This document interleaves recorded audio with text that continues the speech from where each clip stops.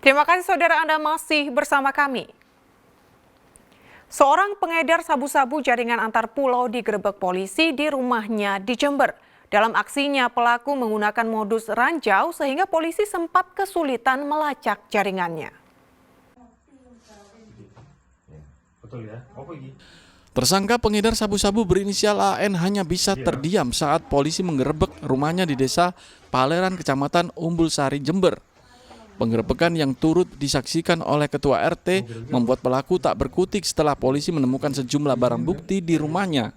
Selain alat hisap, petugas juga menemukan belasan paket kecil sabu-sabu siap jual berikut alat timbang elektrik.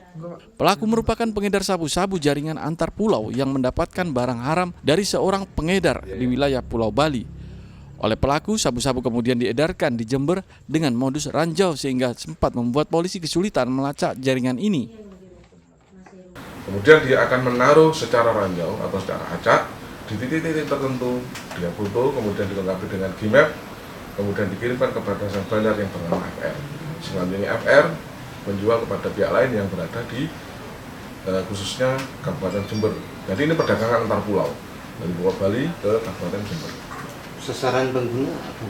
Sasaran pengguna kebanyakan dari kalangan orang-orang yang memiliki latar belakang wira swasta ya.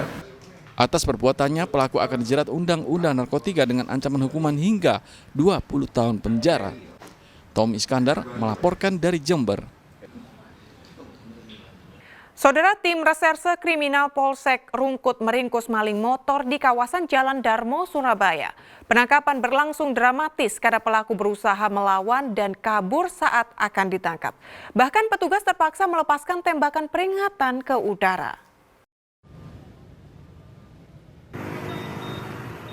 Penangkapan maling motor yang dilakukan jajaran tim reserse kriminal Polsek Rungkut di Jalan Darmo, Surabaya ini berlangsung dramatis.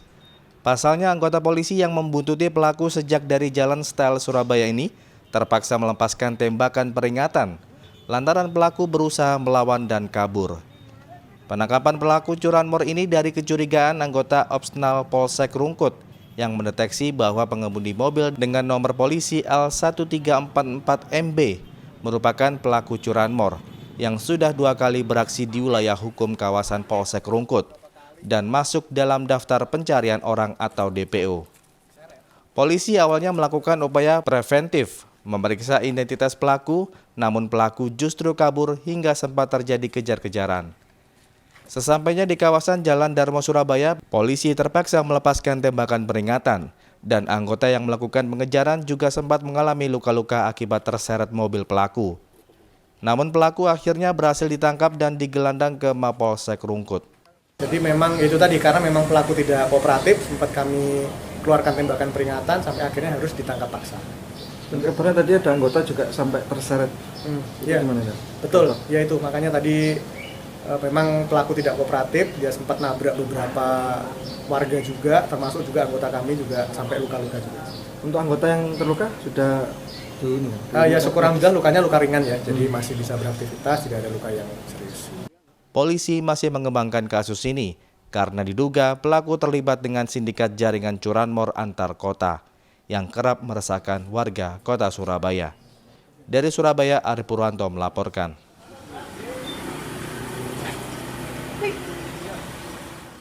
Saudara, polisi berhasil membongkar motif tewasnya ibu pemilik indekos di Ngawi dengan mulut, tangan, dan kaki terikat.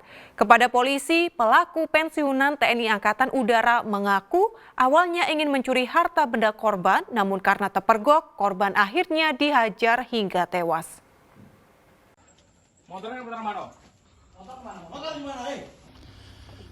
Tim buru sergap polisi Resor Ngawi menangkap Suroto, pensiunan TNI Angkatan Udara di indekos di wilayah Indramayu, Jawa Barat, Rabu 23 Oktober 2024. Pria berusia 56 tahun ini disergap saat tidur di kamar karena terus berontak. Polisi memborgol kedua tangan pelaku. Petugas terpaksa juga melumpuhkan dengan menembak kedua kaki pria yang tinggal di desa Banguntapan, Jawa Tengah karena berusaha kabur saat diminta menunjukkan keberadaan motor korban yang dibawa kabur. Menurut pengakuan pelaku saat pers rilis, bersama tersangka kasus lainnya, Suroto tidak ada niatan membunuh Darwati, 78 tahun pemilik kos. Dirinya awalnya berniat ingin mencuri uang di lemari sebesar 37 juta rupiah dan perhiasan. Sebelumnya korban juga sakit hati karena ditagih untuk melunasi kekurangan uang indekos Rp100.000. Saat masuk rumah, korban memergoki pelaku. Akibatnya pelaku gelap mata dan panik. Korban dipukul di bagian kepala. Setelah korban tidak sadar, mulut, tangan, dan kaki dilakban. Mengetahui korban tidak berdaya, tas berisi uang tunai 2 juta rupiah dan motor milik korban dibawa kabur. Saya tidak tujuan untuk membunuh. Cuman waktu itu memang saya tidak punya uang dan sama beliau almarhum untuk pembayaran bulan depan suruh basuka juga dan untuk membayar kekurangannya itu. Cuma tidak punya uang? Tidak punya uang. Waktu itu cuma pegang uang 40.000 pas pergi kabur itu. Sekitar jam 11.30, jadi hari Seninnya pelaku melakukan kegiatan ini. Disebut dari hasil otopsi adanya benda tumpul, apa itu yang digunakan?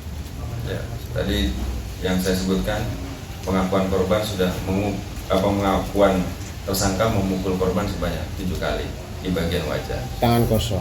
Ya. Polisi masih belum bisa menemukan keberadaan motor korban yang dijual seharga 5 juta rupiah ke seseorang penada di wilayah Indramayu. Dirgo Suyono melaporkan dari Ngawi.